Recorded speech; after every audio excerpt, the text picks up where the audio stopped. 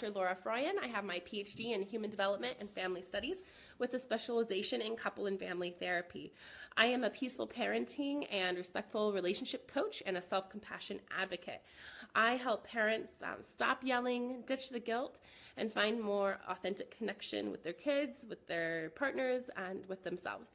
And so each week I do a talk on the three pillars of balanced parenting, parenting, relationships, and self or identity. And today we're talking about relationships. And most of the time I've been focusing on partner relationships, but today I want to broaden that a bit because we have other significant relationships in our lives. And a lot of people, especially with the holidays coming up, struggle with setting boundaries with them. There's a lot tied up into some of these relationships, and so it can be really hard. And so that's what we're going to talk about today. The first thing I want to discuss with you today is the two types of boundaries that you need to kind of be aware of and have in place in order to live most closely to your highest intention and to keep you and yourself and your family in that space, emotionally and physically, in the space that feels best for you. So this is a topic that I focus on with a number of my private clients. So we spend one-on-one sessions, almost entire one-on-one sessions, even multiple sessions dedicated to this topic. So I want to let you know up front that we can't cover everything you need to know in this one small topic or one small conversation. If this is something that you feel like you're struggling with, I highly recommend you work one-on-one with someone. It doesn't have to be with me. Find someone that speaks to you and that you feel can help you.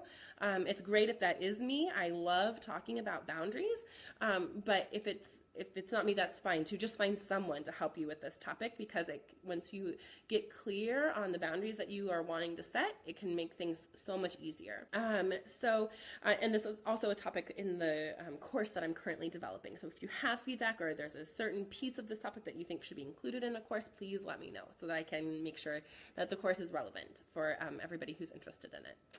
Okay, so the first type of boundary that you need to know about and how to set it is what I call external boundaries. And these are boundaries that happen outside of you and often involve other people. These are the boundaries that we set when we don't want well-meaning adults to force physical affection on us, when we don't want our children overwhelmed with gifts, or when we don't want our refrigerator or cupboards rearranged without our permission or input. And these can also be heftier, like no dropping by unannounced, no using alcohol in the child's presence, no demeaning me or disrespecting me in front of my kids, or maybe even no demeaning me ever. So these are boundaries that you're setting with someone else, and that's kind of happening outside of you. And then the next kind of boundary that I want to talk about, and I'm going to start with talking about it more in depth, is internal boundaries. And these, I call them internal boundaries. And these are the boundaries that you set within yourself that help protect your emotional and mental well-being so that you can be authentic and confident and safe. These are the boundaries that we can set to not let other people's behavior dictate our experience and our well-being. When we allow others' behaviors to leak in and seep into us, and often these behaviors are outside of our control, but when we allow these behaviors that are outside of our control to deeply influence our own sense of peace and joy and happiness or worthiness and self-love, we give enormous power to those people. And often they're well-meaning people, but many times they're not too. So we are giving them a lot of power over us and our own sense of well-being. Internal boundaries, firm internal boundaries, help us to not let this stuff in. We don't let it into our minds. We don't let it into our hearts. That doesn't mean that we're pushing it down or pushing it away. It doesn't mean we become a doormat or just let our loved ones walk all over us.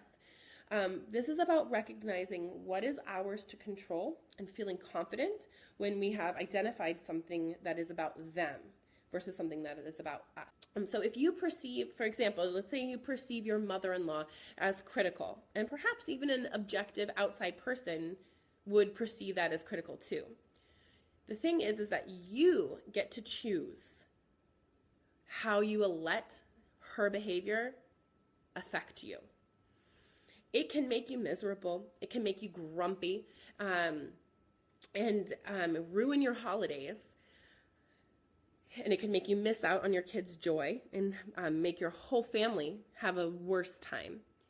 Or you can set a firm internal boundary with yourself, saying to yourself, I will not give this woman or this person the power to change who I am. I am a loving, compassionate person who is worthy of gentle, loving treatment.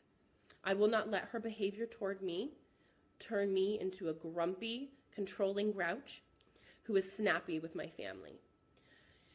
I know that deep down, this is not my problem, and that this is not about me, that this is her problem and not mine. And I won't let this change me or make me not meet my goals for this visit. So you get really clear with yourself. That conversation that I just had is something that I will do when I'm prepared to meet up or be with someone who I know challenges my boundaries. I will say that to myself internally and sometimes out loud. I will set an intention that I'm not going to let this person change me. I will not give them that power. That I have the ability to determine who I am and how I act. Okay, so the next step is deciding what type of boundary needs to be set. And often we need a combination of both external and internal boundaries. And we need to, in order to do this, in order to decide which type of boundary needs to be set, we need to get crystal clear on our goals. Our goals for this relationship or for this particular interaction or for this particular holiday or on this particular topic. All of the, this is really general and it works across topics. So we need to get crystal clear on what the goal is. And then we need to start deciding whether that goal is reasonably possible or attainable with that particular adult in question. At a certain point, we may just have to accept that some people are more or less capable of accepting boundaries. And we may have to move to a place of accepting reality and adjusting our goals. And for some of us, that might mean some mourning. So if we have had the expectation, the hope, the dream as we age, that we are going to have a deeper, more authentic relationship with our parents, and there's one parent in particular who that has always been a hard time with, to do, we may have to ease up on that goal. We might have to shift that goal a little bit because it might not be attainable. We might not have the control or the ability to meet that goal, and constantly trying to meet that goal causes suffering for all of us. And so there's a place for mourning in this. There's a place for letting go and doing a little bit of soothing on it's disappointing that we maybe will never have that relationship with our mother or with our father or with our mother-in-law that we dreamed about, that we envisioned having, that we were so hoping to have. And maybe we can let that go and let our goal shift. After we have kind of we set our goal. So the goal, you maybe start out with talking about, and this is what I do with my one-on-one sessions, is I get the person talking about what the ideal is, what the fantasy is, what the fairy tale is. And then we start talking about what the reality is, what's actually possible with this person who we have in front of us. Not some idealized person down the road who maybe has gone to therapy and is doing better, but the person that you have in front of you right now and the person that you are right now. So getting really clear on what's realistic. So let's say, for example, the fairy tale is having your mom or your mother-in-law deeply respect you as a parent, wholeheartedly agree and value your approach to parenting, and respect your wishes when it comes to your kids. But the question really is how realistic is that? How is that possible with the person that we have in front of us? And is there a way we can shift that goal to be a little bit more attainable so that every interaction isn't laden with so much meaning and so much disappointment? Okay? Is there, and so much, and the people that we're working with too. So this is all coming from the parents, the young parent with the young kids perspective, right? Moving towards the older generation. I think it's so important for us to remember too that they have a perspective here too, and that often when we are making parenting choices that are drastically different than the ones they made, whether we're intentionally judging them or not, it can feel very judging and very critical. And so we have to remember that there's a piece of that there too, but that these people are human with human emotions and human mistakes and human experiences that have led them to the place where they are now. And that when they see us making different choices for our kids, or even if just our understanding of the way things work has changed. For example, now, my generation is one of the first generations that's parenting in a place where car seats are really different than how they were when we were raised, right? So I remember being in my car and just running around the back seat. We didn't have to be buckled up most of the time, especially like after 8 years old. And so this is really different, right? And now at times when the seatbelts come up, or the fact that they can't wear puffy coats with their seatbelts over top, that I get pushback at times simply because we know more. We know that there are different ways or better ways to keep our kids safe. And of course our loving grandparents want our kids to be safe, but there's a piece of it that they can sense that there is some criticism there, or that there was something like that they did everything wrong. And since we're doing things so differently, that they did everything wrong. And we can, as the parent now who's setting the boundary, we can try a little bit to come to an understanding of where they're coming from. Let's see. Basheva says, I definitely have a lot of resentment built up towards my mother-in-law. We are very good with boundaries, and she is not. I really resonate with giving up the dream with the mother-in-law that I wanted. Yeah, it's really hard. It's hard to accept sometimes that we won't have that close relationship, but coming to a place where we accept the person where they are, it doesn't mean that we have to give up all hope for the future, and sometimes when we come to a place of accepting, and when a person is able to be kind of bathed in acceptance, that feeling of, I'm okay with who you are, they are more able to make shifts towards that ultimate goal too. So I have really found that, oftentimes for myself personally, I cause a lot of my own suffering because I have this goal in my mind, this perfect picture happy family where everybody's respected, everybody is treated well, where everybody knows the same boundaries and follows the same, has the same values, and it's just not attainable. It's not realistic. And when I compare the reality to that kind of unattainable vision, I'm causing my own suffering. And so that's another internal boundary that I have to set with myself around being accepting of what is versus kind of having this idealized goal in my mind. Once you've kind of determined that maybe your goal isn't as realistic and isn't going to be possible right now, then you shift your goal to something that is, and then you base your boundary setting on that goal.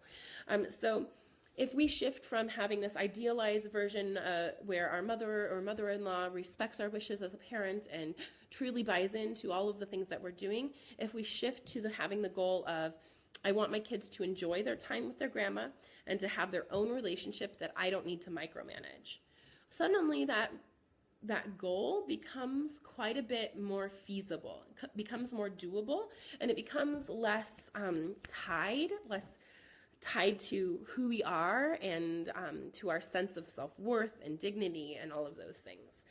Because it's not tied quite so tightly to our deepest core values. So this is something that I had to do personally with my own family.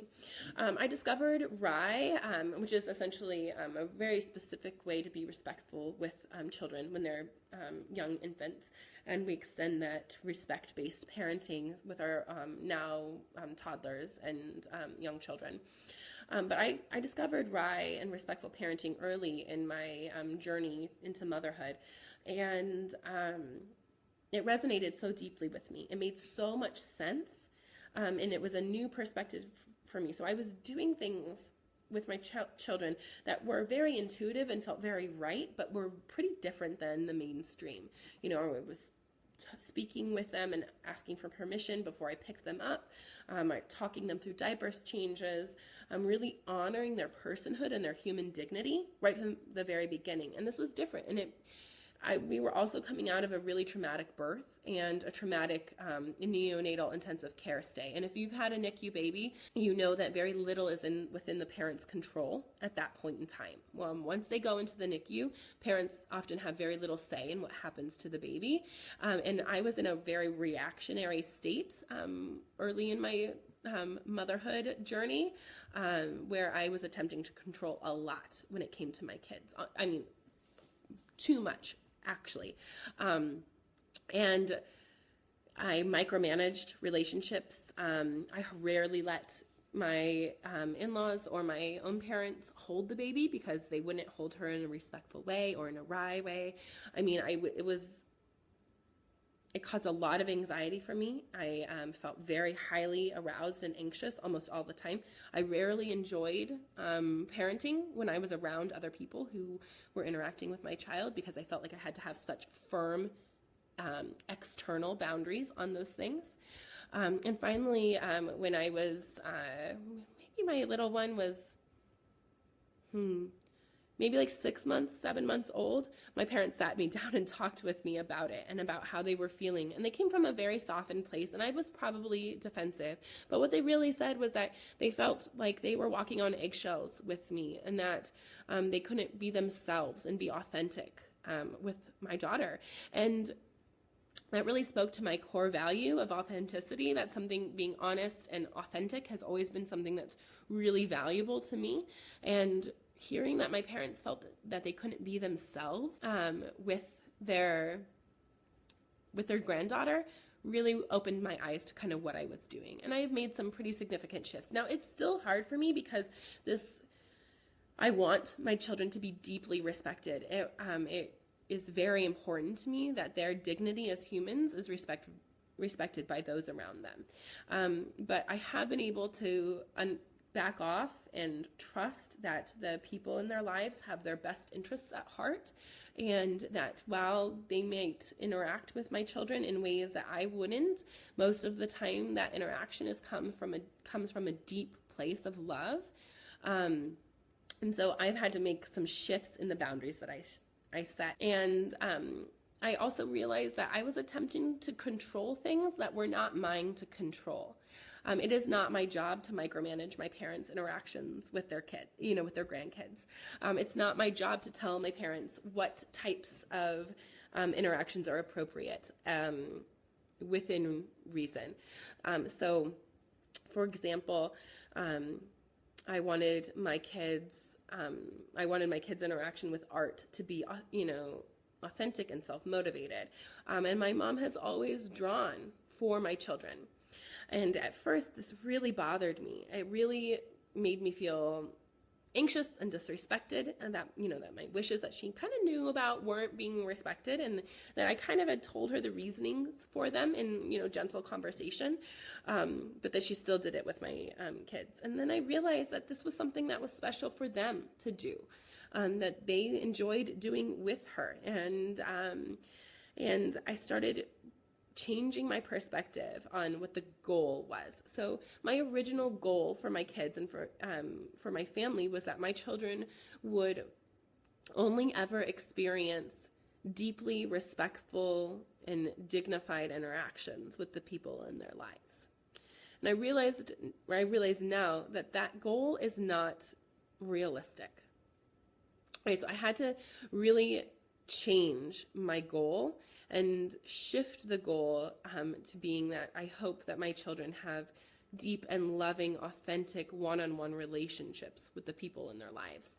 I had to give up some control, and I had to start trusting my kids and my parents and the other loved ones, that they would be able to negotiate those things themselves. Now, of course, when they're babies and there are certain boundaries that you do need to set. For example, we don't allow tickling, and that's been a hard boundary with all of our relatives, and that my husband and I have no qualms setting, and most of our family actually agrees with it.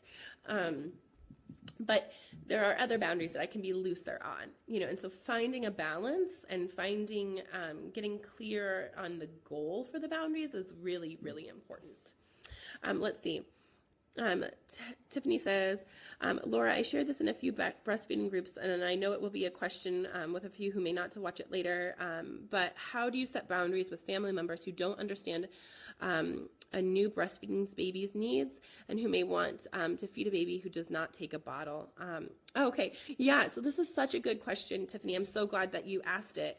We have to remember that we are still in this place of resurgence around breastfeeding, that many people are coming from a place where breastfeeding wasn't encouraged, or maybe it was, but if you didn't, so what? And that's all okay. That's all part of their story and part of how they've arrived at being grandparents or being aunts and uncles. I think a little bit of gentle education around this is okay, but I also think the idea of, and we'll talk about this, coming to a place of compassion and tapping in to what the caregiver or the well-meaning loved one or the well-meaning relatives, and you hear me using these words, I say this in my head, this is a well-meaning loved one, okay? For most of these interactions, they really do mean the best for the child, and coming from a shift in perspective so that we are not viewing these people as an enemy and we're viewing them as well-meaning is really helpful. So if you can even in a conversation, get to the core of what these people want out of giving a child a bottle, you can tap into their goal. And oftentimes giving a bottle is a very intimate experience. It's a very bonding experience. Feeding is a very intimate experience.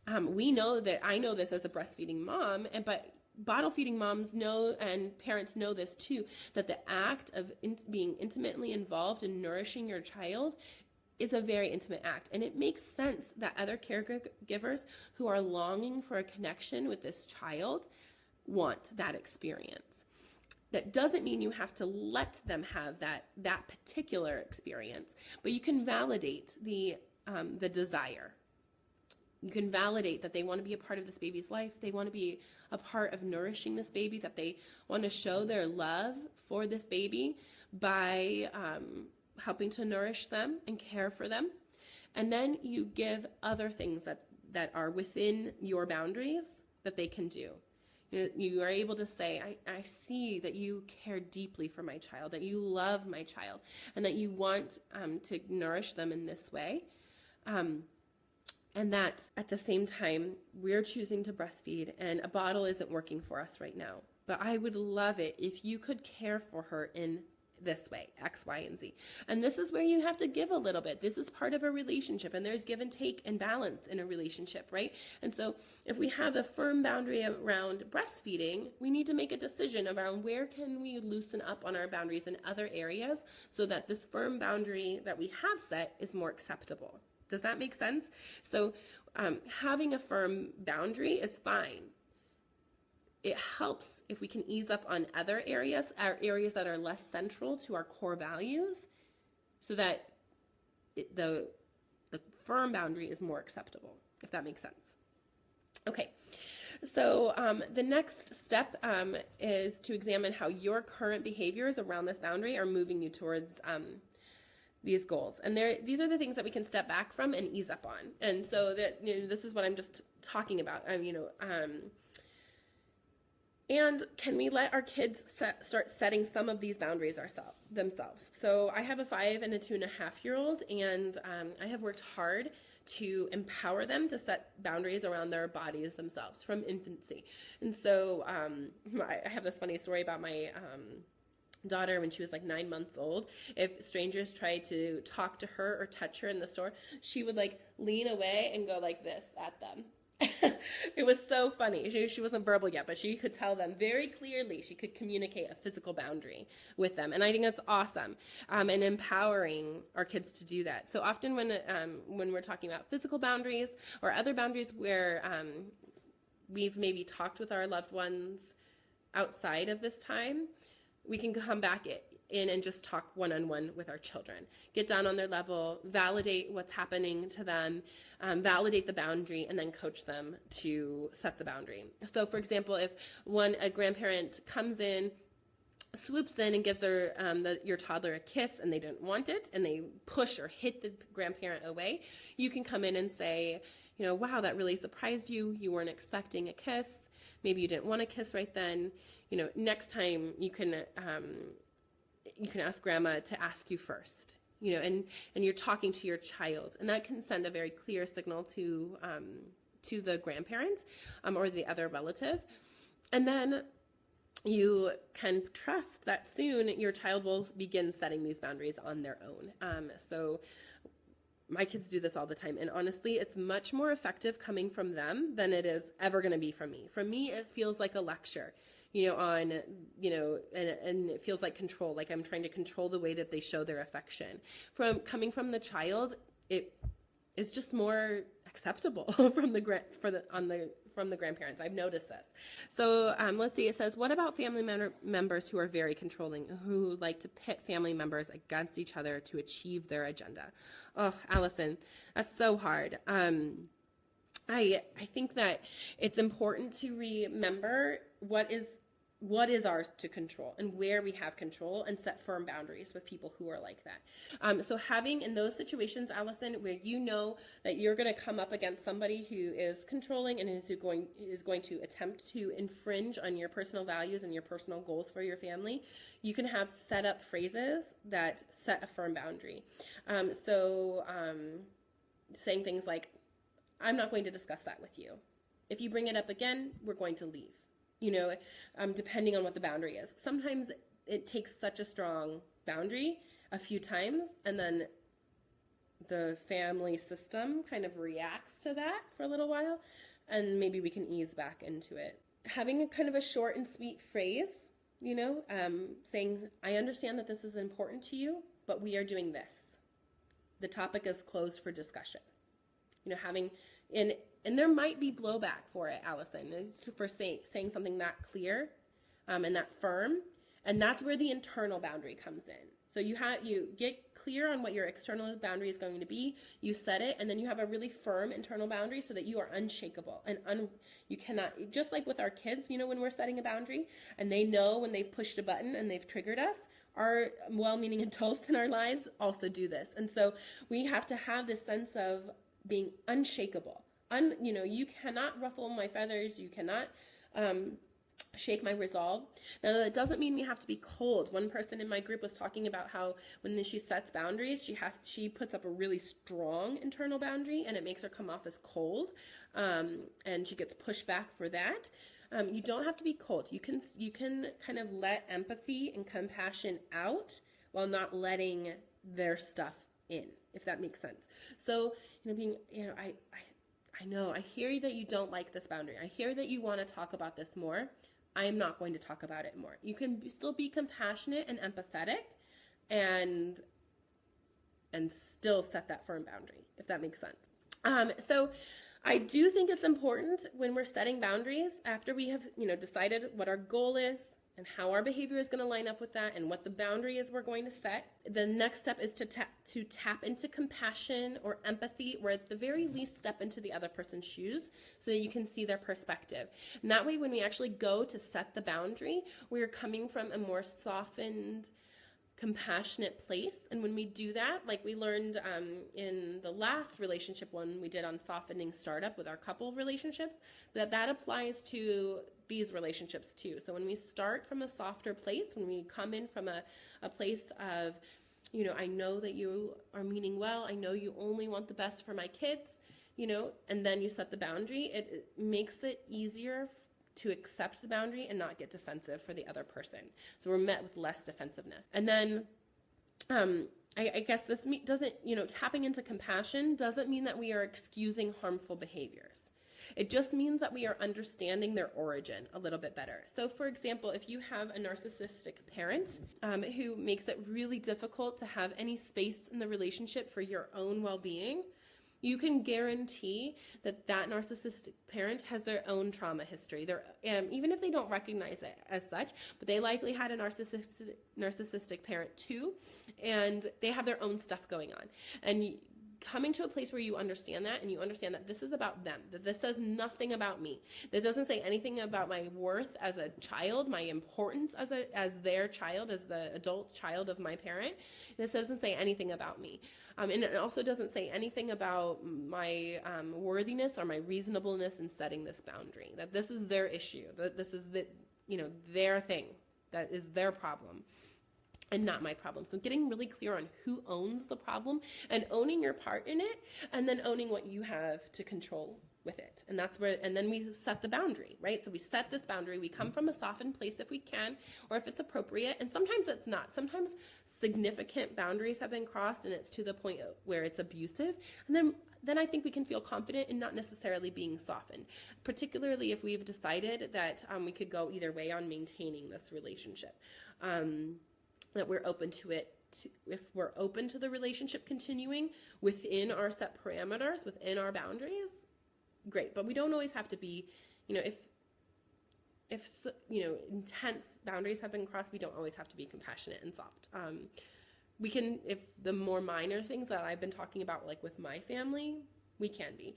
One example though for in my family where I draw a hard line is around racist speak, or gendered speak or body image speak. I draw a very firm line on it, honestly, and I have no reservations about it, and I'm not soft about it because I don't feel like I need to be soft around racist language. I call it what it is. It's not tolerated, and if I hear any more of it, we will leave right now. And we are I'm confident that I will do that. And so, if you have to set a really firm boundary like that around safety or around a really deep core value, you set it and you be prepared to follow through. Just like when we're setting a boundary with children, right? So if we know we're going to set a boundary, we don't set it lightly. We make sure that we're prepared to follow through with the boundary, and we also make sure it's a boundary that we have control over. So if, for example, the person is coming to stay with us and maybe they are racist and they say racist things at times.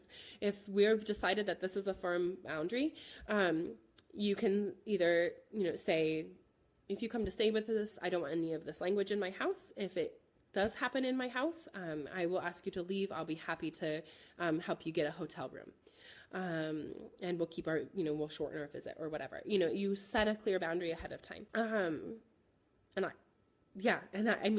The same thing. So for if we had a number of people bring up alcohol and how it changes behavior in front of our kids and those types of things. And if you want to have a dry holiday, you say that up front. There will be no alcohol consumed at our Thanksgiving meal. We're hosting it and we get to make that decision. And you feel really, really confident that if they decide not to come, or if they decide to bring alcohol, that you can continue to hold that boundary firm and you can ask them to leave, and feel really confident about that without any apologies or, they made a decision. If they are choosing to choose drinking in their holiday over spending their holiday with you, that is a really sad choice, and there's room for mourning that for yourself, but there's also room for mourning that for them. It's really sad that they made that choice, if that makes sense. And you can feel really compassionate, like, gosh, isn't it hard for them that they are so controlled by this, that they are choosing it over choosing their grandchildren. And I feel really bad for that. But you don't have to own that problem. Again, like, that's not your problem.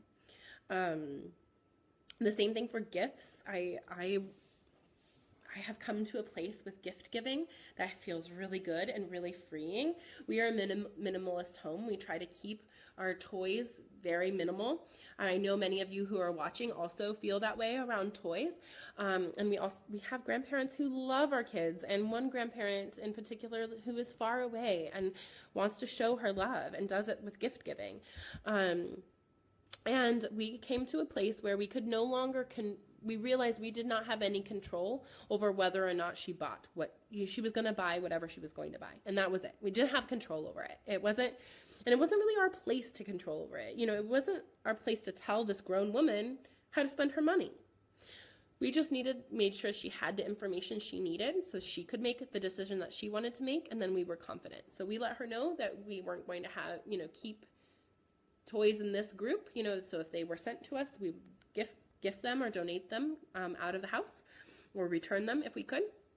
And we let her know that. And sometimes they still come in, many times they don't. And we donate them without feeling guilty about it, because she knows that that's a possibility. She knows that we've kind of been upfront about it, and there it is. And I used to feel really guilty about it, and I used to let it get me really angry. I felt really disrespected every time I opened a care package. And I don't feel that way anymore. I am able to see that this is how she shows her love, and it doesn't have to mean anything about my relationship with her.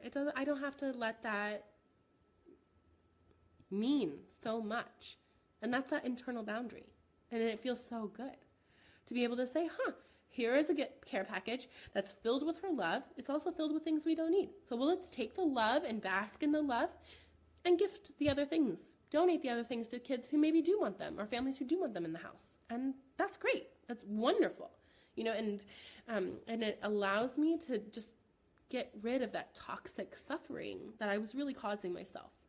Let's see, Kenzie says, feeling disrespected. That's a great way to describe it. And thanks for the ideas on how to deal with it. Yeah, Kenzie, again, this internal boundary, you get to decide if you feel disrespected or not. You get to decide how you interpret their behavior. You can change the tone of the interaction simply internally, and that doesn't make you a doormat. That doesn't make you push down your feelings. That doesn't mean you are entitled to your feelings, but it does mean that you get to choose whether these things cause you suffering, right? And if we don't want that, if we want a holiday that is filled with joy, feeling relaxed, and just having fun with our family and at peace, then we just don't let those things in. And we say it's one day. We see these people for a limited amount of time, and I feel confident that my overarching respectful treatment of my children will far outweigh a moment of borderline disrespectful behavior, or that one day with a bunch of plastic toys that I can then declutter after they're back in daycare or when they're napping, it'll be okay. It'll be okay. And I don't have to let it mean so much, if that makes sense. And Liz Marie says, yes, I'm constantly asking a certain person to stop bringing stuff into our house every visit. Yeah, and Liz, so you've asked, you've put the boundary out there, and now you know what to do with it. Now you've set the boundary, and you can now declutter those things without guilt, and you can let that go. Or you can pack them up into a bag when they're ready to leave and say, okay, these are the things you brought that that we don't need. Would you like to keep them at your house, or should I donate them? And that might feel really aggressive to some people. It might feel like that could cause some fights or some disagreements. As a family therapist, by training, those things, they're hard. They're hard to do, but I know that on the other side of those difficult interactions is more peace and calm for me. And so I'm able to do them, to kind of set those boundaries, confident that we'll make it through to the other side. You also don't have to be that direct. It's up to you. You can wait until they're gone and pack those things up and send them to, a toy donation place. That's wonderful. Lots of kids would love to have those things. And if they're not fitting with your home, we don't need to feel guilty about that. And we don't need to feel guilty about the money that was spent on them either, because that money was spent, they made an informed, educated decision, right? So if we've set the boundary and they've made an informed, educated decision on what to bring to the home. And so that's out of your control. And you don't have any control over that, right? But you do have control over what stays in your home, and that's up to you. And they don't have any control over that, right? Okay, everyone, I'm going to go take care of it. You guys have a good day, and again, get in touch with me if I can help you in any way, okay? Take care, you all. Bye.